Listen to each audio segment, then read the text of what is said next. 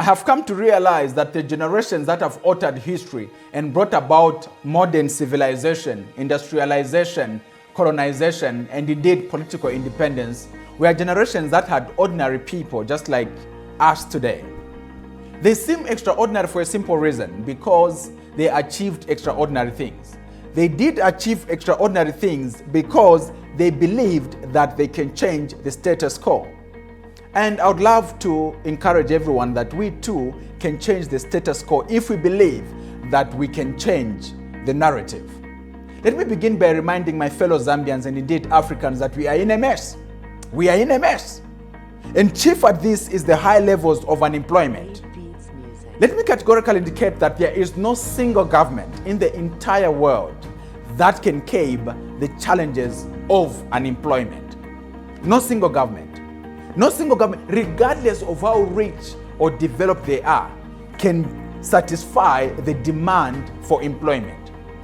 They have a role, and their role is to create an enabling environment. But to curb the challenges of unemployment, it will call for yourself and myself to come together, one employing 5, one employing 20, one employing 100. That is how we are going to curb the challenges of unemployment. But the biggest challenge that we have is the mindset. From a very young age, we are taught that you need to go to school, get a job, and become successful. So we are fixed to say, I'll need to get educated so that I can get a job. Now, this is the mindset that needs changing. And the mindset must move to say you can go to school, and become an entrepreneur. If we have that kind of mindset, it will help us change so much. As such, it calls for yourself and myself to put our heads and hands together to change this narrative. As such, I challenge you. I challenge you to talk to your children, to talk to your siblings, to talk to your family members, and everyone that you have influence on, to encourage them to begin thinking of how we can embrace the need for entrepreneurship. And here's what I stand on. I believe that entrepreneurs are national assets that should be cultivated and motivated to the largest extent, because entrepreneurs help curb unemployment. Entrepreneurs spur innovation, and entrepreneurs bring about national development. As such, we need to begin thinking of entrepreneurship. And I have heard a number of people that would say, no, you see, some are born to be entrepreneurs and others are not born to be entrepreneurs. Let me share the good news with you. You can learn to become an entrepreneur. You can learn entrepreneurship. The same way we learn different languages, the same way we learn different cultures, the same way we learn different accents, is the same way we can learn entrepreneurship. The same way we learned that for you to survive, you need to be employed, is the same way you can learn that you can employ others. These things are learned, and these too can be learned. But I totally understand that not everyone can be a successful entrepreneur. But here's something interesting that I want you to pick out. There are people who are fixed on employment. There are people who are fixed that they can't do much except when they are employed. There are such people. There are such people who are fixated on employment, who can make exceptional entrepreneurs. They are not moving in that direction. They are fixed this way because their mindset is saying this is the only way out. Now, for those individuals, those are the ones that I relentlessly keep preaching the need for entrepreneurship, because we need such individuals to become entrepreneurs. And let me repeat this. There are people who are fixed on employment who can make exceptional entrepreneurs, but they are not making that move because their mindset is telling them that this is the way to go. You see, we are in a huge challenge, and this will call for concerted efforts. Let us come together and see how we can change the status quo. We can change it, and I believe we can do this. Revolutions have come before. It reminds me of the revolution during the time of Martin Luther, when they did take a walk with 250,000 others. That single walk brought about the end of racism. It also reminds me of Mahatma Gandhi when he took that sortie walk with over 50,000 people in his entourage.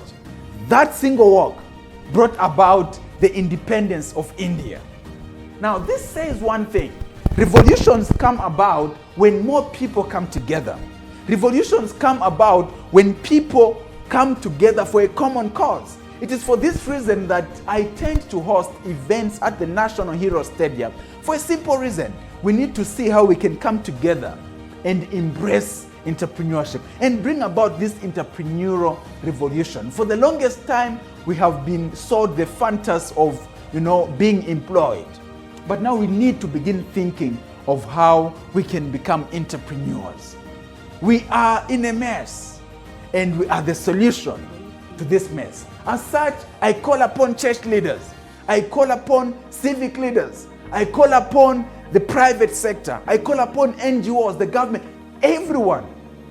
Let us come together and not keep quiet. Because if we do keep quiet, what are we going to achieve? Let us not keep quiet. Because if we continue keeping quiet, we are going to continue being a nation and a continent of beggars. Beggars for aid, beggars for grants, beggars who can't do anything for themselves. You see, we cannot continue being spectators in our own economy. We need to own this economy. We need to be in charge of the means of production. And we can only do this if a number of us came together to take part in this entrepreneurial revolution. This is what I stand on, and this is the message that I have for my continent, and this is the message that I have for my country. This battle won't be easy. We are going to be ridiculed. We are going to be insulted. And I should indicate clearly that the toughest battles are battles where you are fighting the battle, and the people that you are fighting that battle for are fighting you. Let me repeat that.